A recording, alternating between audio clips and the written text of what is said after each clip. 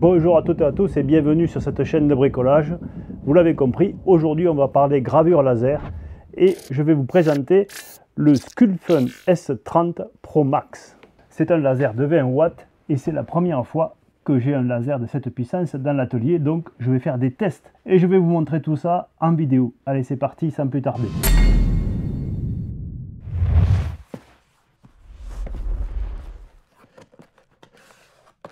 Ce kit est livré, bien sûr, avec une notice en français. Tout un tas d'accessoires de montage avec les courroies, les fixations, les outillages, le tube pour l'air assist, les capteurs fin de course à monter, un kit de réparation du laser, bien sûr, une alimentation en 5 ampères, un câble USB, des câbles pour les moteurs X et Y, le châssis qui est en 4 parties, les pieds, le boîtier de commande, la pompe à air, le graveur laser, les lunettes et la protection. Donc ici, pour vous montrer la taille de la buse, je mets mes mains à côté. Là, on n'est plus sur un jouet. On est sur un laser de puissance optique de 20 watts avec l'air assist intégré. Le montage prend environ 1 heure. Les étapes sont bien détaillées. Chaque pochette est repérée pour chaque étape. À la fin, il reste donc le kit de réparation du nez du laser avec des joints de remplacement. Il reste quelques vis de rechange, la protection pour les pieds du laser, des outils et quelques accessoires pour fixer les câbles. Alors, si on fait le tour de cette machine, il y a d'abord quelque chose qu'on n'a pas sur les autres, c'est-à-dire une pompe à air adaptée et intégrée directement dans le kit. Ici, c'est une pompe qui est spéciale pour le S30 Pro Max. Donc voilà, elle se branche directement ici, donc elle est pilotable par les logiciels de gravure.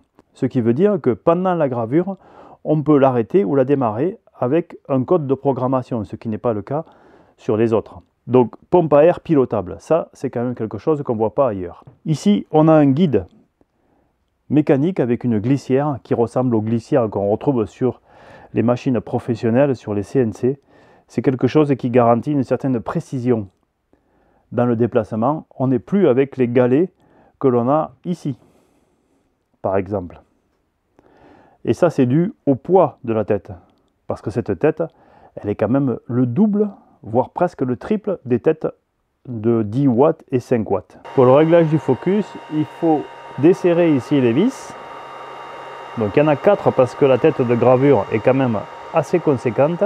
Et il faut mettre cette cale ici, dessous. Et il faut bien serrer. Et je rajoute toujours du scotch quand les matériaux sont légers comme celui-ci. Parce qu'avec la soufflerie qui n'est pas en fonctionnement maintenant, avec la pompe à air, eh bien ça arrive à faire bouger ici le morceau de bois. Donc à l'intérieur, il y a 4 diodes concentrées, 4 diodes de 5 watts. Donc ça fait 20 watts. Alors il y a la possibilité de mettre des fins de course, ils y sont dans le kit. On peut les mettre sur les 2 axes et on peut les câbler ou non. Et si on les câble, eh bien, il faut modifier sur laser GRBL les paramètres. On a normalement une surface de travail de 410 par 400 sur ce graveur laser, mais avec cette tête de gravure, elle est réduite à 360 par 370. Enfin, c'est ce que j'ai pu atteindre de maximum. Tout simplement parce que, eh bien, ici, on est sur quelque chose qui fait 50 mm par 50 mm et non plus 20 par 20. Donc on perd 30 mm.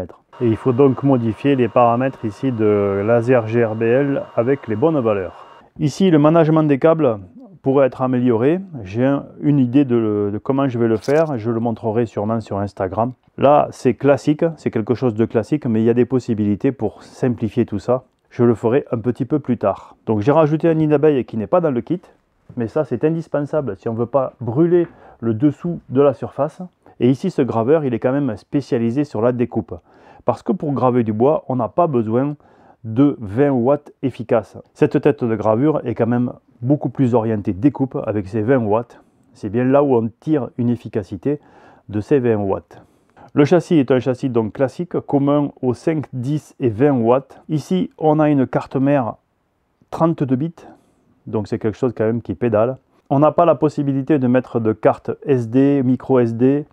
Il n'y a pas la fonction Wi-Fi non plus. Donc on est obligé de fonctionner avec un câble. Et moi j'ai décidé de recycler un vieux PC, un petit PC de 10 pouces qui permet comme ça de ne pas abîmer un gros PC dans l'atelier avec toute la poussière. C'est un PC qui fonctionne sous Windows 7 et ça fonctionne très très bien. Aucun problème de pilote ou de driver ou de logiciel, ça marche très très bien. Pas besoin d'avoir un ordinateur performant, celui-ci est vraiment tout petit. Et enfin, il y a un kit de réparation ou plutôt d'entretien de la tête de gravure puisqu'il y a une buse qui s'enlève et on peut nettoyer, remplacer les joints pour avoir une efficacité maximum. Donc ça c'est quand même quelque chose qu'on ne voit pas ailleurs, à savoir des joints et une lentille. Sur ce contreplaqué de 3 mm, je vais faire un test de gravure.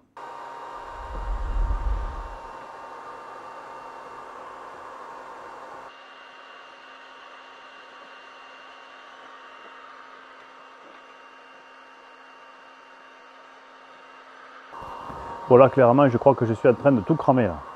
J'ai mis des vitesses qui ne sont pas adaptées. J'ai carrément fait des trous à l'intérieur.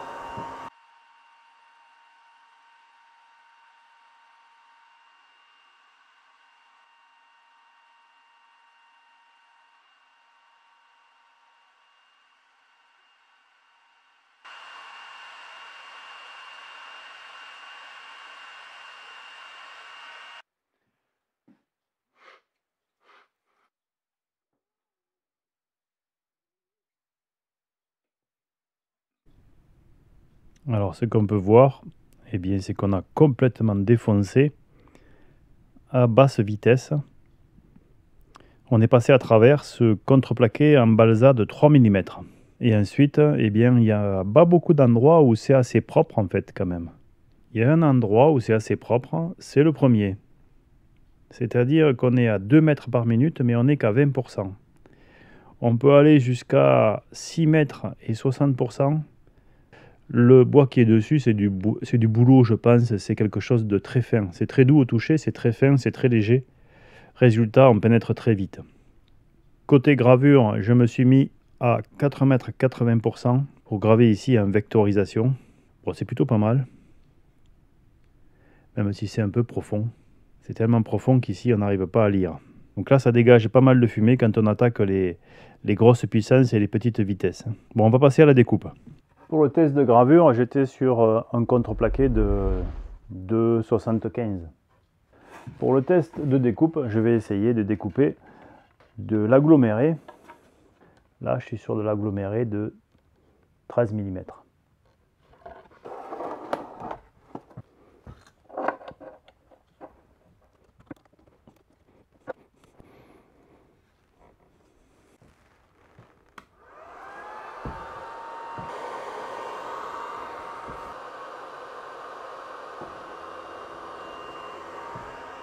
Voilà, je vérifie la surface de travail.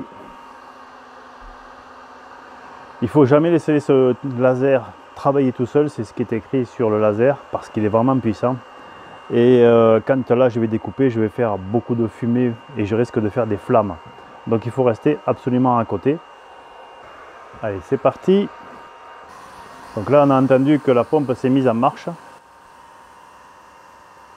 Donc plus on va aller, plus on va réduire la vitesse. Là visiblement on est très très élevé comme vitesse. J'ai fait des vitesses qui vont de 150 à 750 mm par minute avec une puissance de 20 à 100%. Donc là on attaque la vitesse à 450 mm par minute. Ce sont des carrés de 1 cm. Pour l'instant on commence à traverser, j'ai l'impression, mais j'en suis pas sûr. On va regarder ça de l'autre côté.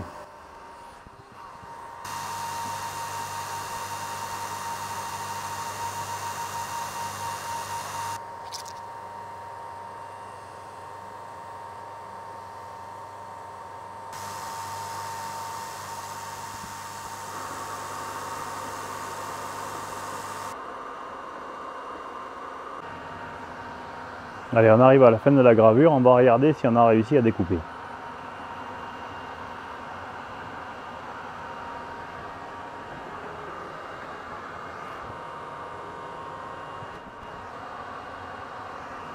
Je vais prendre celle qui est en puissance maximum.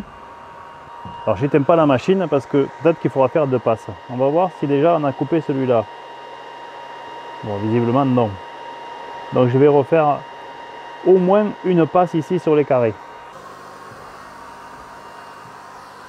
Et comme ça, on va tester s'il faut 2 ou 3 passes et à partir de quand on commence à découper. Allez, dernier carré. Je vais faire une passe de plus. Allez, dernière passe. Là, on est à puissance maximum et on est à 2 mètres par minute. Qu'est-ce que je raconte? Et on est à 150 mm par minute. Et là, je pense que on a découpé. Non? On a brûlé en tous les cas les interstices. Hein. Ça, c'est sûr. C'est parti là. Ben tiens, voilà. On n'a pas traversé en 3 passes. Bon, j'étais un peu gourmand peut-être. Allez, j'ai un morceau de sapin de 18 mm d'épaisseur. Je vais faire un seul essai. Je vais essayer de le découper avec une vitesse minimale à 100 et une puissance maximum. Si ça fonctionne, avec une passe, à ce moment-là, je ferai des tests plus complets pour voir jusqu'où on peut aller. C'est parti. Oh! Allez, je recommence parce que j'avais oublié de mettre de refaire l'origine. Cette fois-ci, c'est vraiment parti. Voilà.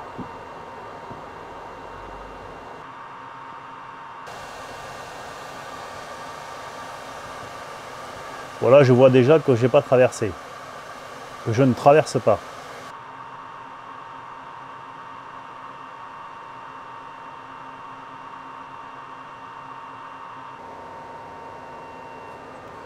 Je suis peut-être pas loin, mais je ne traverse pas. Je vais voir à combien on... jusqu'où on va en fait.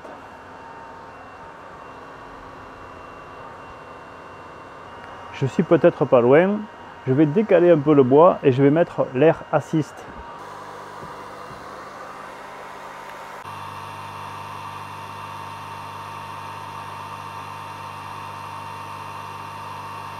Bon, c'est pareil, je coupe pas. Je vais faire un trait plus propre, mais je coupe pas. On va voir jusqu'où on a été.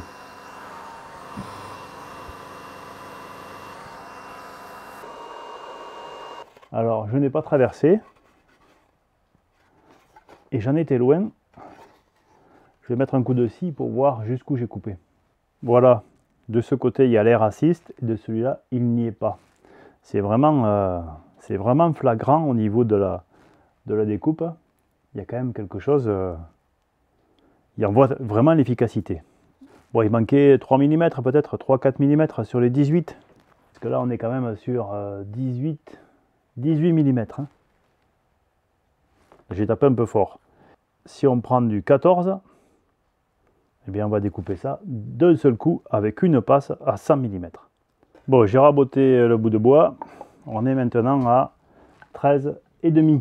Ce qui fait quand même déjà un beau morceau de bois. Hein. On peut déjà faire des constructions avec. Ah!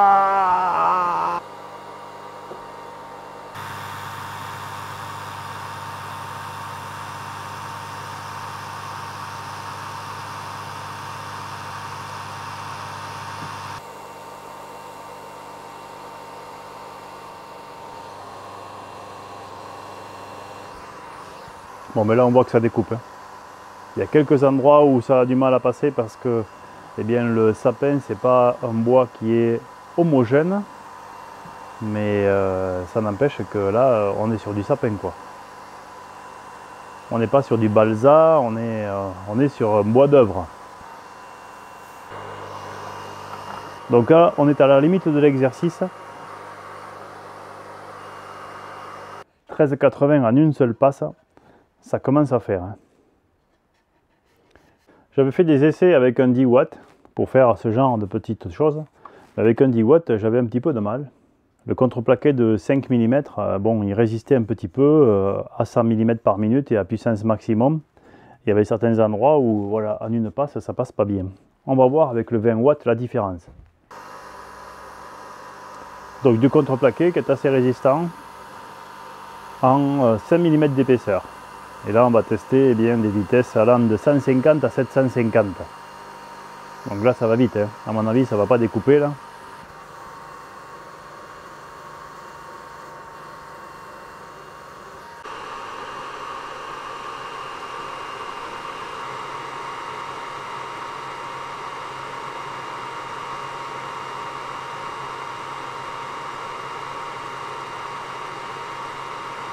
Bon, là j'ai clairement fait un trou dans le contreplaqué de 5 mm.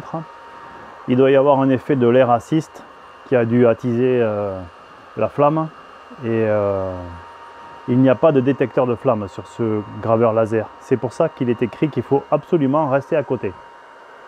Allez, on va regarder ce que ça a donné.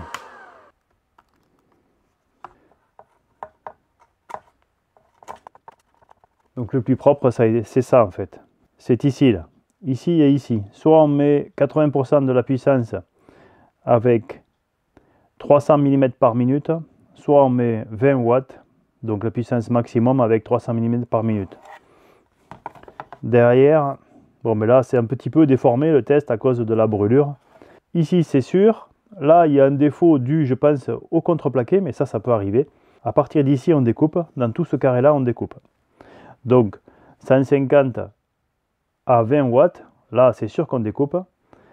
300 à 20 watts, ça on découpe. Et après on peut baisser la puissance si on a peur de brûler.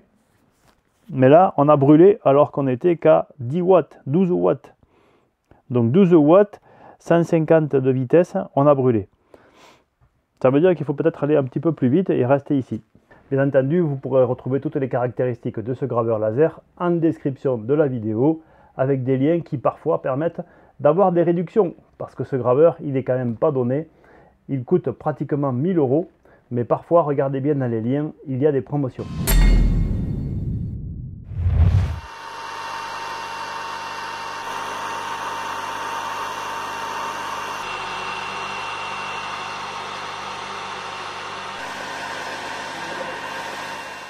Avec ce genre de graveur laser, on peut commencer à découper des épaisseurs relativement conséquentes. Ici, on est sur du 8 mm et ce n'est pas du contreplaqué de bouleau, c'est du contreplaqué de bois exotique. Donc c'est relativement dur à couper. La première des choses qu'il faut retenir avec ce graveur laser, je pense que vous l'avez vu sur les images, c'est que c'est un laser qui est puissant. Il est beaucoup plus puissant que ce que je vous ai présenté jusqu'à maintenant, donc ce n'est pas un jouet. Il faut absolument mettre ses lunettes et il ne faut pas le quitter des yeux, surtout quand on découpe, parce que même quand on découpe quelque chose avec une puissance modérée, eh bien ça peut prendre feu.